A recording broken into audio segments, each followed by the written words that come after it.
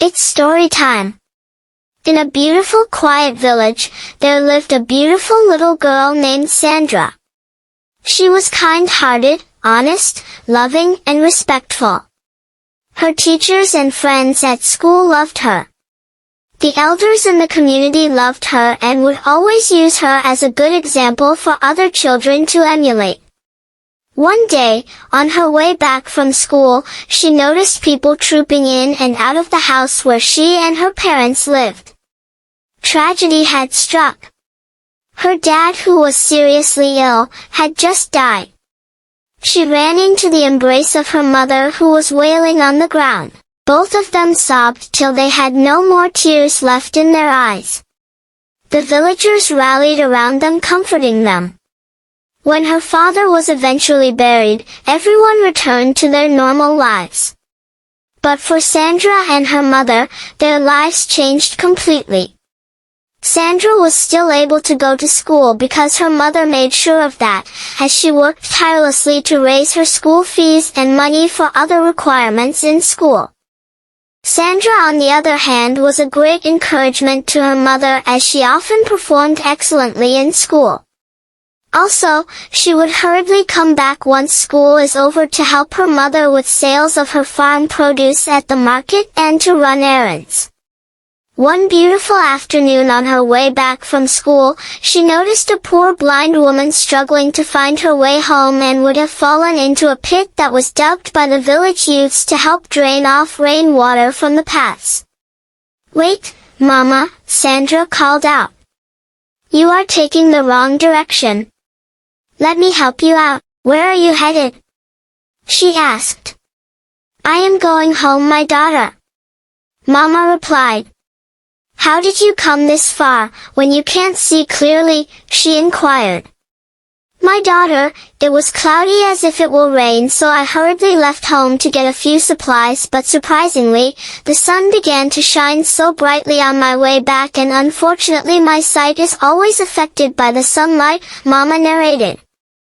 "Don't worry, I will lead you to your house," Sandra lovingly said. Mama was filled with gratitude and described the direction to her house to Sandra. Sandra followed the description and brought Mama to her home.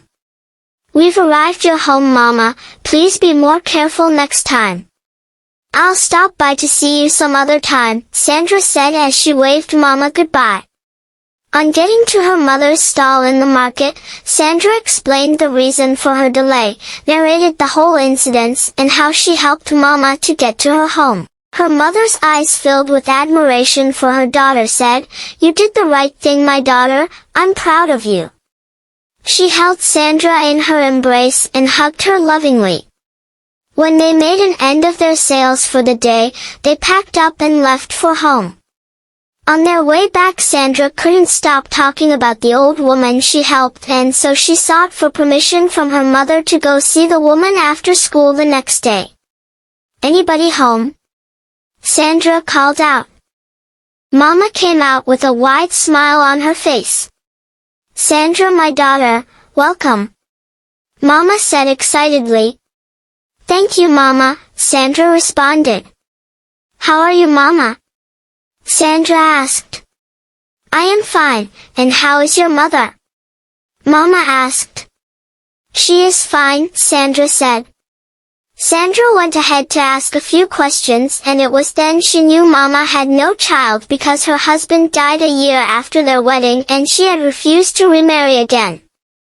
She had kept herself busy by raising a poultry farm from where she collected the eggs to sell at the market and made a living out of it. She took Sandra around her premises, and to her amazement she saw that Mama had not only poultry farm but reared livestock too. She also had a beautiful vegetable garden where she cultivated green leafy vegetables, harvested them and made her dishes. After she had shown Sandra around, Sandra picked up the broom she found lying around and quickly swept the place they sat to have the brief discussion because dried leaves had fallen from the tree, which acted as a shelter. They exchanged pleasantries and Sandra waved her goodbye with a promise to come help her out on weekends, and so she did every weekends. She would wake up very early in the morning and help her mother at home before running off to help Mama for the rest of the day. Mama became very fond of her that she would often stand by the gate waiting for Sandra. One weekend after Sandra was done helping her, Mama decided to join Sandra to go see her mother. Sandra was filled with joy and excitement. Mama packed up some crates of eggs and fruits from her orchard to go see Sandra's mother. When they arrived at Sandra's home, Sandra introduced Mama to her mother. The two women hugged themselves and sat down to chat. Mama complimented Sandra's mother for raising such a beautiful and kind-hearted young woman. She promised to always stop by to see them. Weeks passed and one day, a group of medical practitioners including surgeons and nurses came to the village to offer free medical services and counseling. An announcement was made and everyone gathered at the village town hall to receive medical attention, but Mama could not come because it was a very sunny day. Sandra had gone with her mother to the town hall. She looked around but couldn't see Mama. Sandra whispered into her mother's ears, who sat beside her, and then quietly left the hall. She ran as fast as her legs could carry her to Mama's house. "Mama, Mama," she called out. "Yes, my daughter," Mama replied with a feeble voice. Sandra knew all was not well, and so she opened the door and went in only to find Mama lying on the bed. "Mama, what is the matter?" Sandra asked as she tried to help Mama sit up on the bed. "I sprained my ankle last night and I also caught a flu, so I couldn't go get medicine." "How do you know it's a flu when you have not visited the hospital?" Sandra said confidently. "Thank God the doctors are here, let me take you to them," she added. Sandra tried lifting Mama up from the bed but couldn't as her little arms were not strong enough. She thought of what to do for a while and then beamed with joy. "Mama, let me go bring the doctor to you," she said, her eyes beaming with hope. Sandra ran back to the town hall as if she was being chased by a dog. On getting there, she spotted a doctor writing on her notepad. The doctor was not attending to anyone, and so Sandra approached her. "Doctor, please help, Mama is lying at home sick and can't come here," she pleaded, her eyes filled with tears. The doctor stopped what she was doing and paid attention to Sandra as Sandra narrated what was wrong with Mama. The doctor quickly picked a few things and left with Sandra to go see Mama. She quickly did an examination and came up with a diagnosis. She checked her bag and gave out some medicine to be administered to Mama. Sandra thanked her as she went back to the town hall to help others. "I will come by to see you tomorrow, and then I'll check your eyes," Dr. Sophia added. The next day, during the break period, Dr. Sophia quickly dashed out to see Mama. As she waited in the sitting room for Mama to come out, her attention was drawn to a picture hanging on the wall. A face looked so much familiar to her. She got up from the chair she was sitting and went to have a closer look at the portrait. "I'm here," Mama's voice brought her back to reality. "How do you feel this morning, Mama?" Dr. Sophia asked. "I feel better," Mama responded. Dr. Sophia gestured on Mama to sit while she examined her. "You are doing great, just don't forget to take your medications," she added. "Who is that in the picture with you?" Dr. Sophia asked. "That's my younger sister," Mama said. "Would you mind if I asked where she is now?"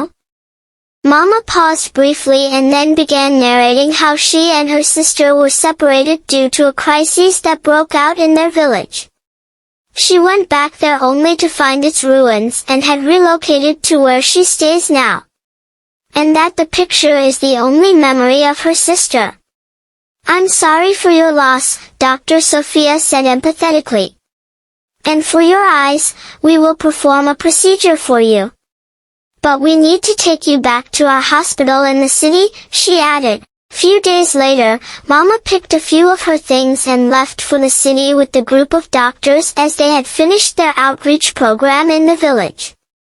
Days after the procedure, as the chief surgeon was making her rounds that morning, she came to the ward to see Mama. She found Mama looking at the picture in total admiration. She was completely lost in thoughts and jerked back to reality when Dr. Dora, the chief surgeon, inquired about her health. The portrait slipped off her hand and fell to the floor, the glass shattering. "That's the only memory of her I have left," Mama exclaimed. Her eyes filled with tears. Dr. Dora, picking up the portrait, said, "Don't worry, it can be fixed." As she took a look at the picture, she exclaimed, "Deborah! Is this you?" "Dorothy!" Mama gasped. Both women held themselves tightly and sobbed for a long time. "At last, I found you," Mama said.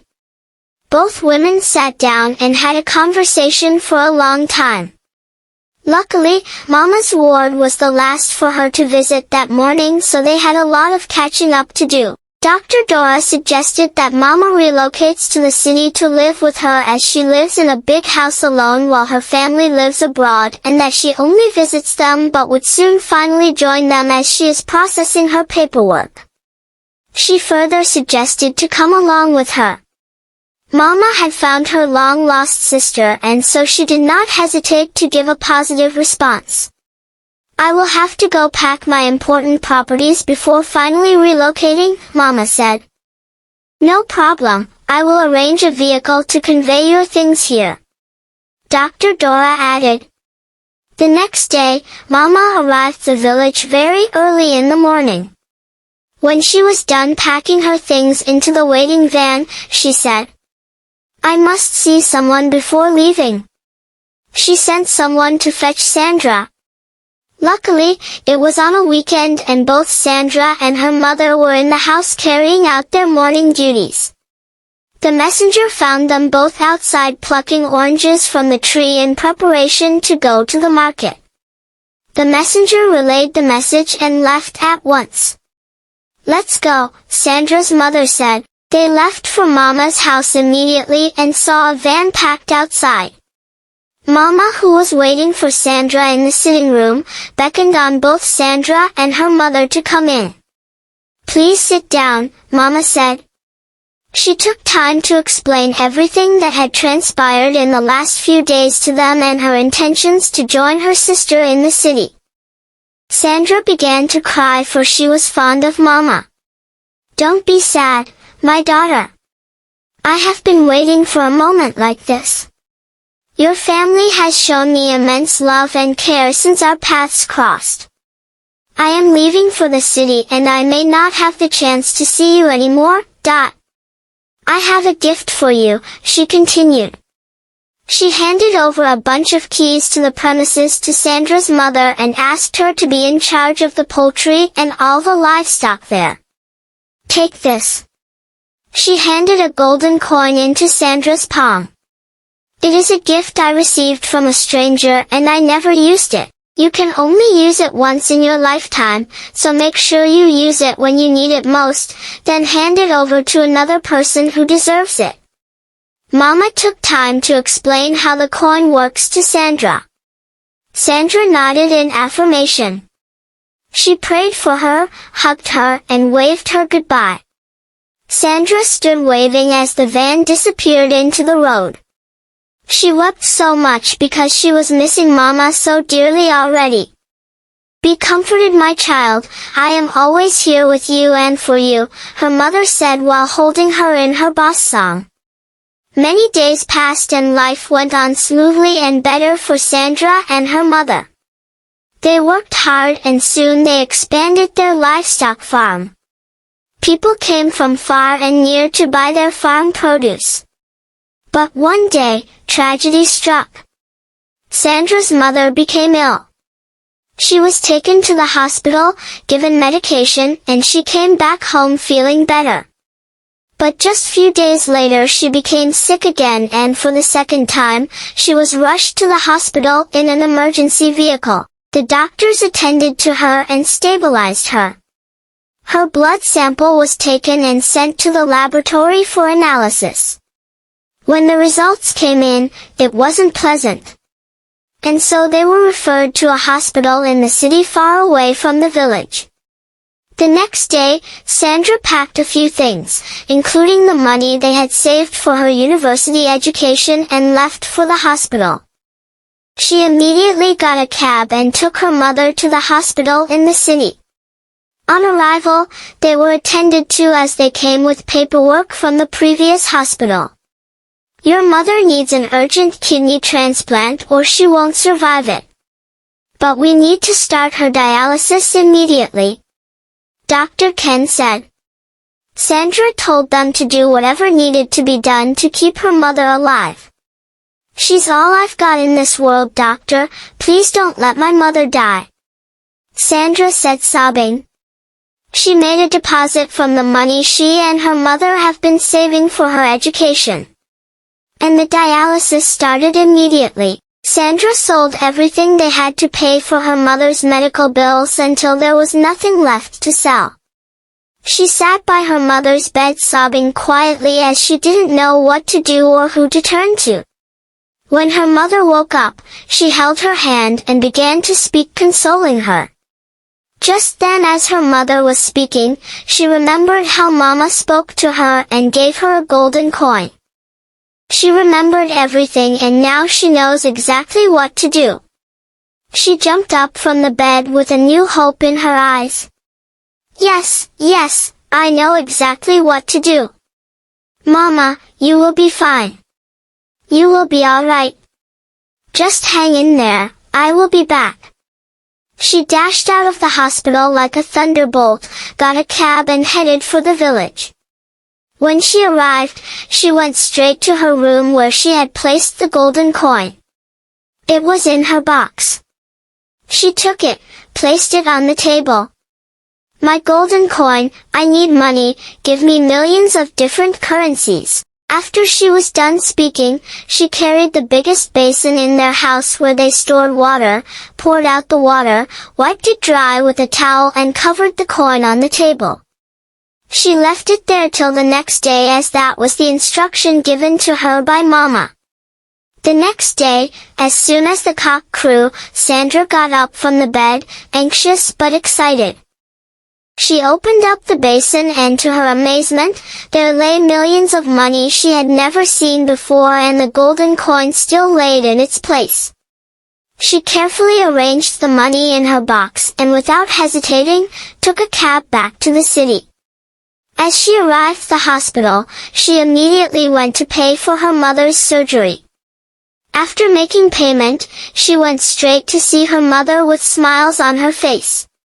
You will be fine, Mom, and we will be happy again, Sandra said excitedly. Few minutes later, the doctors came and wheeled her mother into the theater. I love you, Mom, she gestured to her mother. In the hallway, Sandra was seen praying and hoping everything turns out fine. After many hours had passed, a doctor came out and gave her the best news ever. Your mother is a strong woman, and I'm glad to tell you that the surgery was successful. You can see her when she wakes up. The doctor added and walked away. Tears of joy streamed down her eyes as she saw her mother being wheeled into the recovery ward. Her joy knew no bounds. The next day, when her mother woke up, she saw Sandra sleeping soundly beside her, and it was obvious she was deprived of sleep the past few days. Her mother allowed her sleep while watching her daughter in admiration.